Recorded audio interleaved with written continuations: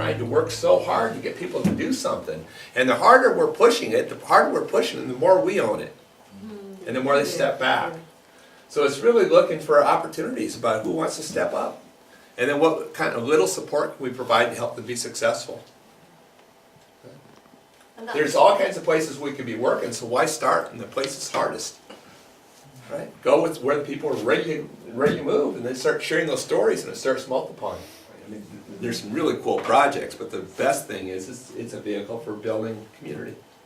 Yeah. What do we mean by asset-based community development? So recognizing there's strengths in every place, linking them up together to get something done. What else is there about what else distinguishes asset-based community development? Inside-out development, so it starts from inside and grows out of that. Thank you. Yeah, so that's a piece we often miss out on, is it's not just about tapping the assets and connecting them to do something. It's not about how do we get people to come in and volunteer for what staff used to do, or how do we get people to volunteer in agencies around their agenda. It's about how do we get people to use their assets around what they care about, and to do it in a kind of community way. Right? So oftentimes, instead of asset-based community development, I like to call it asset-based community-driven development. To be really clear, this is about community action. It's not about tapping assets to backfill for government cuts. Yeah, so I think I like to think about ABCD is development by, for, and of the people. So the people are steering the development. It's about how do we develop the community, the social community, but it's also about all the results need to be for the community. And it's not just about the social, it's about the environmental, economic, the built environment.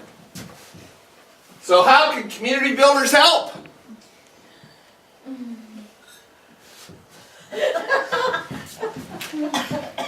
The first step that community builders can do to help the community, do no harm.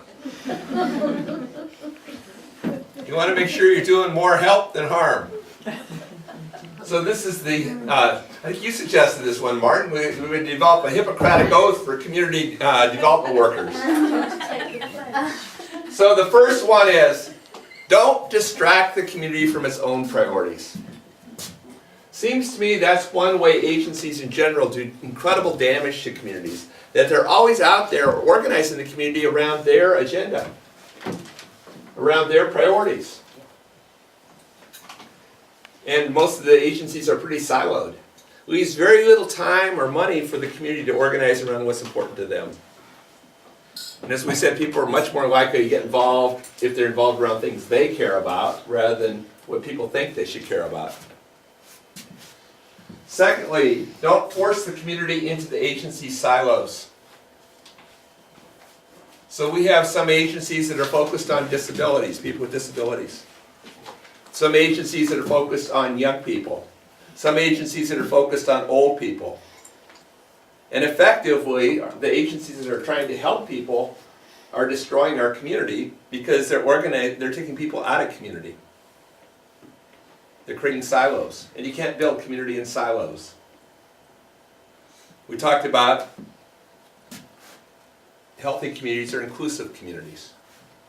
We got one set of youth programs and youth facilities over here.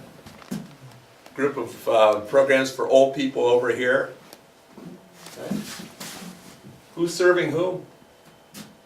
Our communities are having to organize themselves the way the agencies and professionals are organized, rather than professionals and agencies organizing themselves the way communities are organized in place.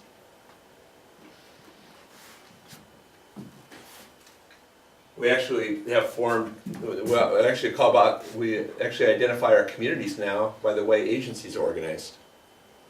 So we have the youth community, the disability community, the seniors community, the immigrant community. Don't take people's time without showing results. I think we're conscious about how we spend our time because we're serious about our work. But we often forget that the people who are volunteering their time that their time is valuable as well. It's not free time. There's time they could be spending with family, or earning an income, or watching television. So people need to see that their time is valuable, that their time actually results in something where it's worth their time to participate. And I worked in local government for 14 years. I think we were particularly guilty of this, but lots of consultation, without always thinking through ahead of time how we're going to use what we hear. And we don't always feed back to people, here's what we did as a result of what we heard. And if people don't see a connection between their engagement and results, they're going to learn it doesn't pay to be involved. Lots of endless meetings, no answer, nothing happens. Turns so many people off to participation.